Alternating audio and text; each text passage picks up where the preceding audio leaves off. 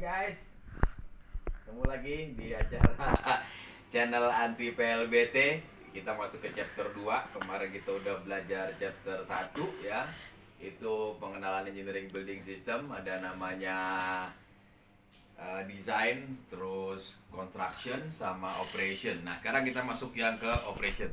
Ngopi dulu biar ganteng. Oke ya. Jadi engineering department. Nah, Engineering Department. Engineering Department adalah suatu bagian, ya, bagian departemen dari sebuah gedung, operasional gedung besar.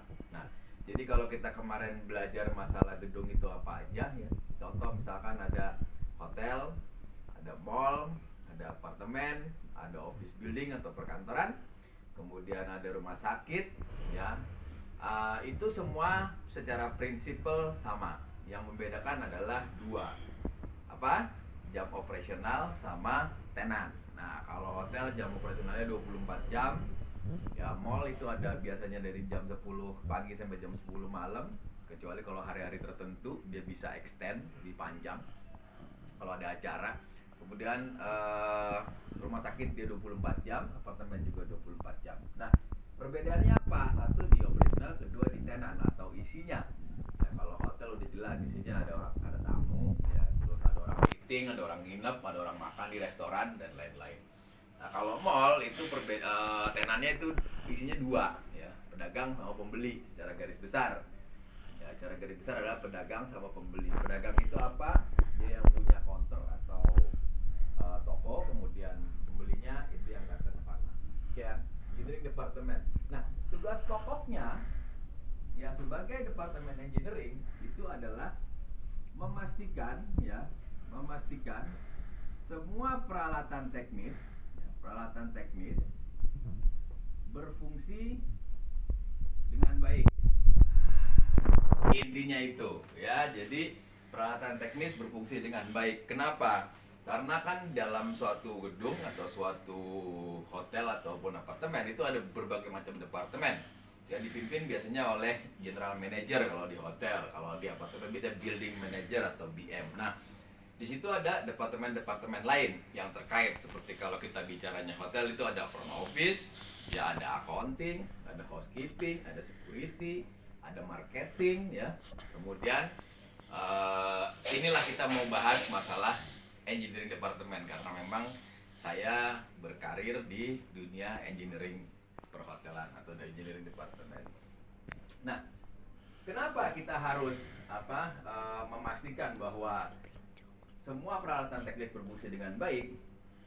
Gunanya adalah untuk mensupport ya operasional suatu gedung. Nah, jadi seperti itu. Oke, ada perkataan yang bilang namanya different building is a different animal. Artinya apa? Setiap building, setiap gedung dia mempunyai karakteristik yang berbeda-beda.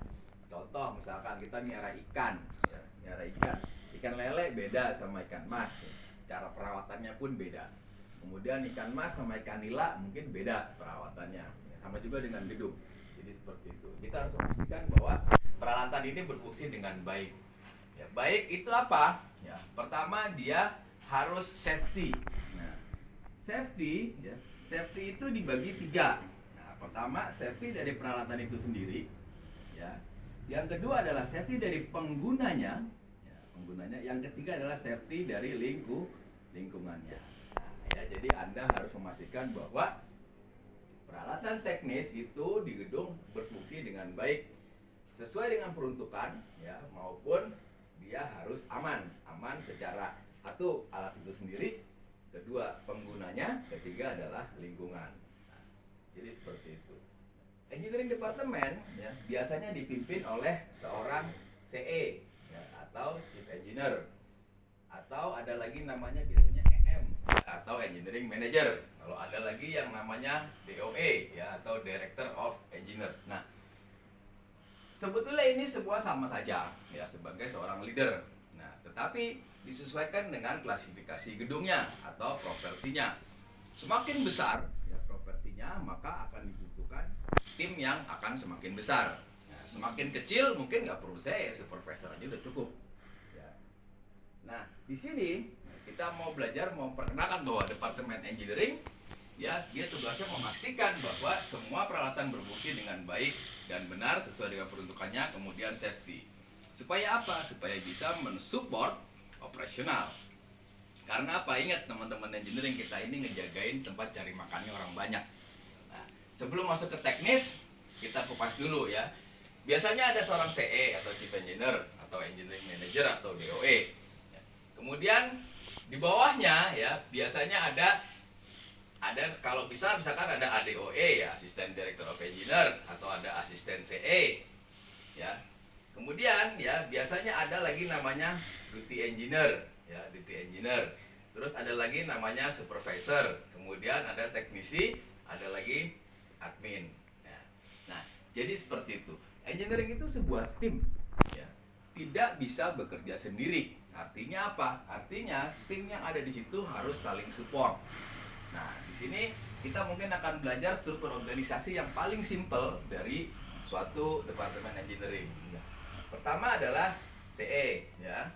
Kemudian di sini biasanya ada admin.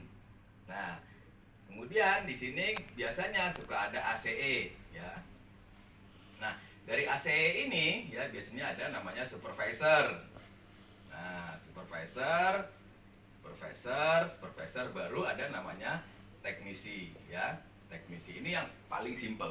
Nah, supervisor itu biasanya dibagi lagi. Biasanya ada supervisor mekanik, ada supervisor elektrik, ya ada supervisor sipil dan lain-lain sesuai dengan karakteristik dari propertinya itu sendiri. Kalau makin besar maka macam-macam ya, ada supervisor AC, ya ada supervisor plumbing, ya lain-lain. Nah, inilah suatu tim, ya tim engineering yang dikepalai oleh seorang chief engineer. Nah, tugasnya ya adalah merawat gedung agar berfungsi dengan baik.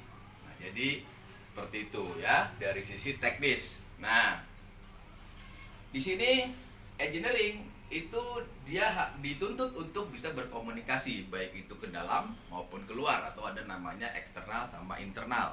Nah, kalau yang internal itu apa? Satu, di dalam gedung itu sendiri. Ya, contoh misalkan kita harus bisa berkomunikasi dengan housekeeping, kita berkomunikasi dengan security, kita berkomunikasi dengan finance dan lain-lain.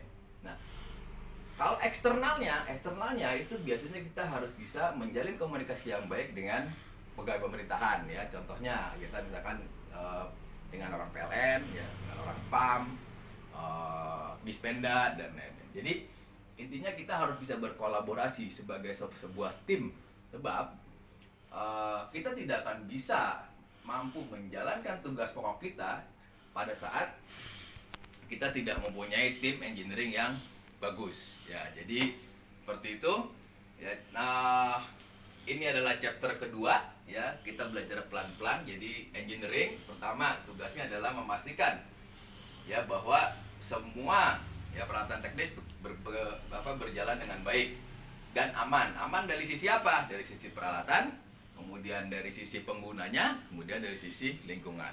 Terus dia punya tim ya. Timnya adalah ini. Ya, ada CE, ada admin, ada ACE, ada supervisor, ada teknisi. Ya. Nah, besok ya di chapter 3 kita akan belajar bagaimana caranya untuk meracik sebuah tim. Ya, how to create a good team. Ya, dari saya ini aja chapter anti PLBT chapter 2. Mudah-mudahan bermanfaat ya. Belajar nggak usah banyak-banyak, dikit-dikit aja kayak air netes ya. Besok kita sambung lagi.